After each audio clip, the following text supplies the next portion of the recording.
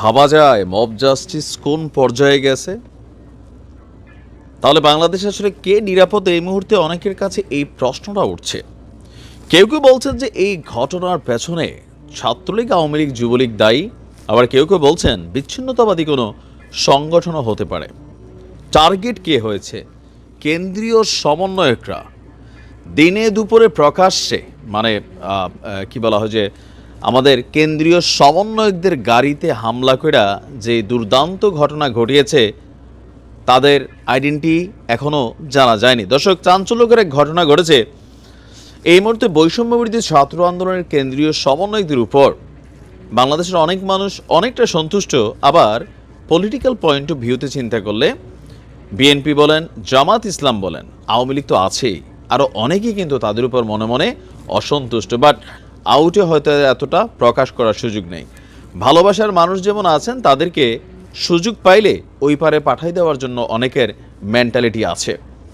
বৈষম্যবিরোধী ছাত্র আন্দোলনের কেন্দ্রীয় সমন্বয়কদের গাড়িবহরে এক বিরল হামলার ঘটনা ঘটেছে।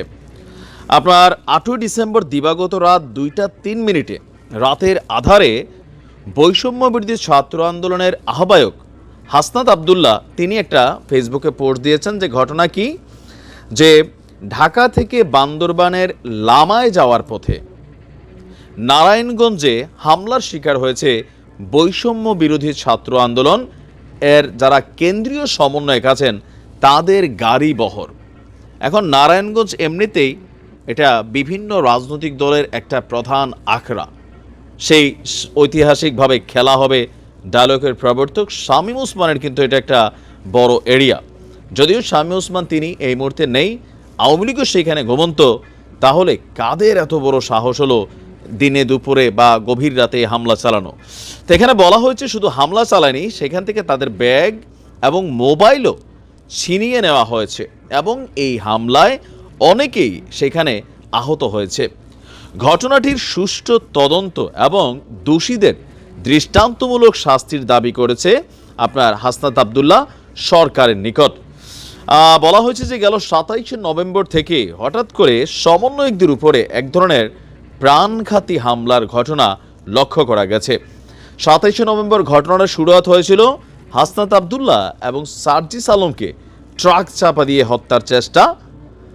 চট্টগ্রাম কক্সবাজার মহাসড়কের ঘটনাটা নিশ্চয়ই আপনাদের খেয়াল আছে।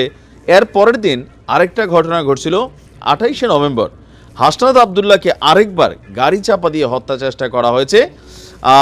পরে আপনার এটা নিয়ে মামলা টামলা হয়েছে, 2 জন অলরেডি রিমান্ডে আছে। আমার মনে হয় যে সমন্বয়কদের এই মুহূর্তে যে সিচুয়েশনটা কাজ করছে, তাদেরকে মারতে পারলে অনেকেরই সুবিধা হবে, আবার অনেকেরই অসুবিধা হবে। যেমন যে কোনো সমন্বয়ক এরকম অদৃশ্য হামলায় বা গভীর রাতে বা মব জাস্টিস লেভেলের কোনো ঘটনায় যদি আল্লাহ না করুক কোনো দুর্ঘটনা ঘটে যায়, প্রথমে সোজা দোষটা যাবে, চোখ বন্ধ করে সবাই বলবে এটা আওয়ামী লীগের কাজ। আওয়ামী লীগ করুক আর না করুক, যুবলীগ করুক আর না করুক, ছাত্রলীগের পোলাপাইন করুক আর না করুক, এটা চোখ বন্ধ করে সবাই বলে ফেলবে এই ঘটনার পেছনে আওয়ামী লীগ জড়িত। বাট আসলে কি শুধু আওয়ামী লীগে এই মুহূর্তে সমন্বয়কদের বিপরীত অবস্থান নিচ্ছে? না, এখানে নানান ধরনের দেশি বিদেশি ষড়যন্ত্র কিন্তু হচ্ছে। এই মুহূর্তে ভারতের সাথে যে অস্থিতিশীল একটা অবস্থান আছে, সেইখানে আমাদের সমন্বয়করা, আমাদের পলিটিশিয়ানরা যতটা শক্ত ভাষায় কথা না বলছেন, সার্জিস, হাসনাত বা আসিফ বা আমাদের নাহিদরা তারা যেই ভাষায় ভারতকে চোখ রাঙাচ্ছে, ইভেন ভারতের বিজেপির কেন্দ্রীয় সরকারের অনেক মন্ত্রীরা সার্জিস, হাসনাত বা নাহিদদের কিন্তু চিনেন। তাদের ভিডিও সেখানে তারা প্রচার করে বলে যে দেখো ওরা কি ভাষায় ভারত নিয়ে কথা বলতেছে, এটা আমরা মানতে পারি না। তো সেই ক্ষেত্রে তাদের ঘটনার পেছনে এখানে ভারতেরও কোনো গুপ্তচর থাকতে পারে, রয়ের এজেন্ট থাকতে পারে, যে বাংলাদেশে এই মুহূর্তে যে কোনো একটা ঘটনা ঘটে দিতে পারলে পরিস্থিতি আরও আউলাই যাবে। আর সরকারেরও, যে সরকার ক্ষমতায় আছে, তারাও যথেষ্ট বিপাকে পড়বে। এক ঢিলে অনেকগুলো পাখি এখানে শিকার করা সম্ভব। সো তাদের মুভমেন্টের সময় আমার মনে হয় একটু সতর্কতা অবলম্বন করা উচিত, প্রোটেকশন রাখা উচিত। আশা করি যারা জড়িত তাদের অবস্থান বের হয়ে যাবে। ভালো থাকবে।